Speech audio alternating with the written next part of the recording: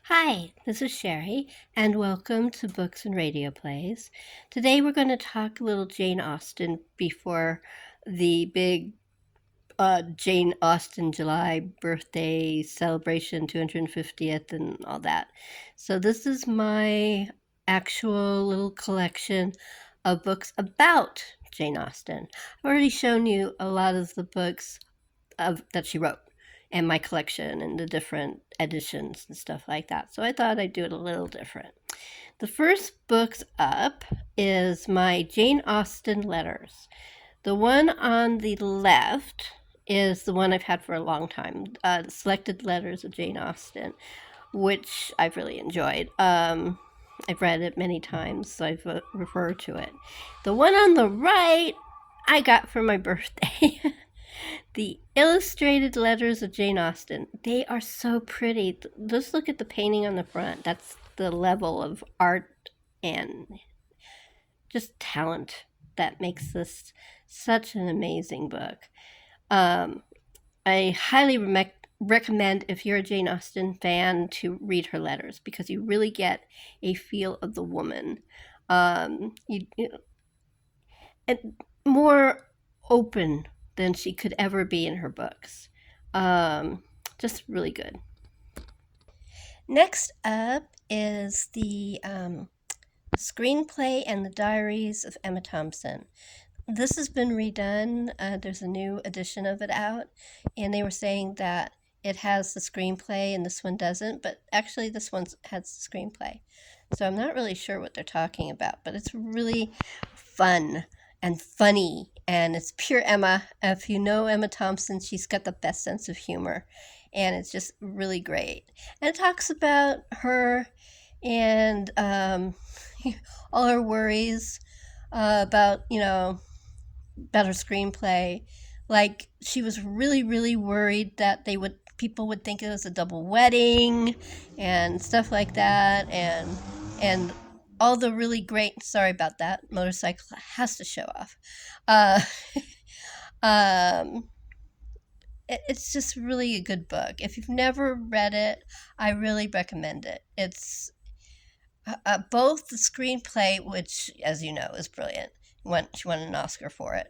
But the diaries are definitely worth it.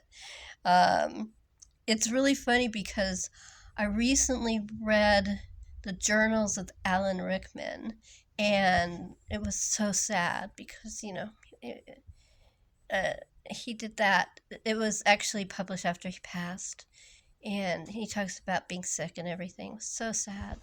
But he was also so funny, and he was so lovely. He was so supportive. He went to plays for everybody.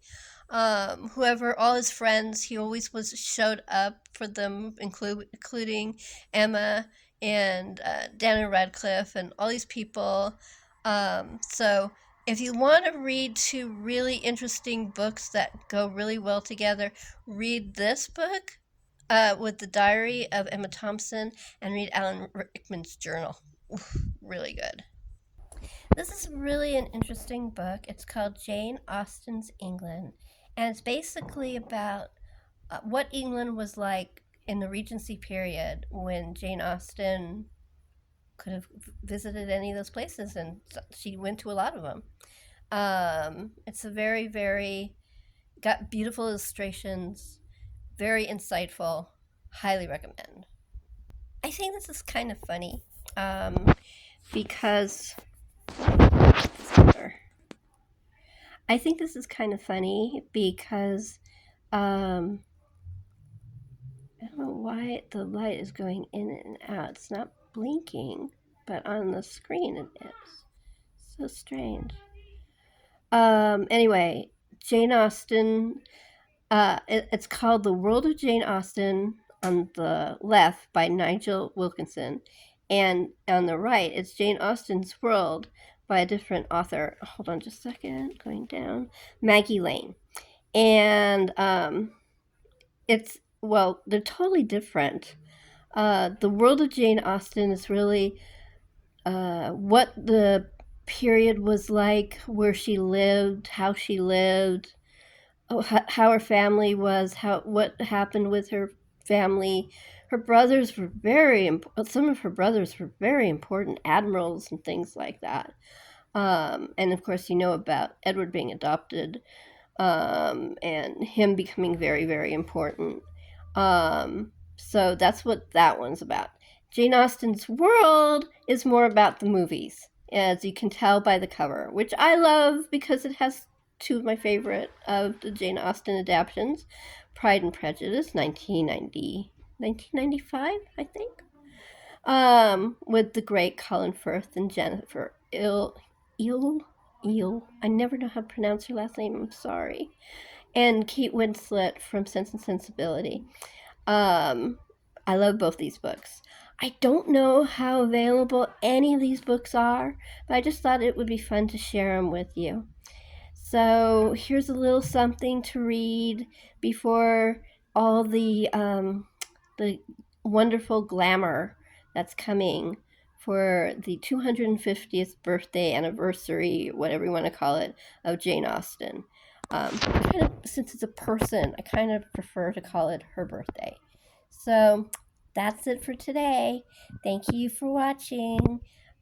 Please subscribe and like and write a nice little comment, or if you don't want to comment, just put a pretty little Jane Austen style icon.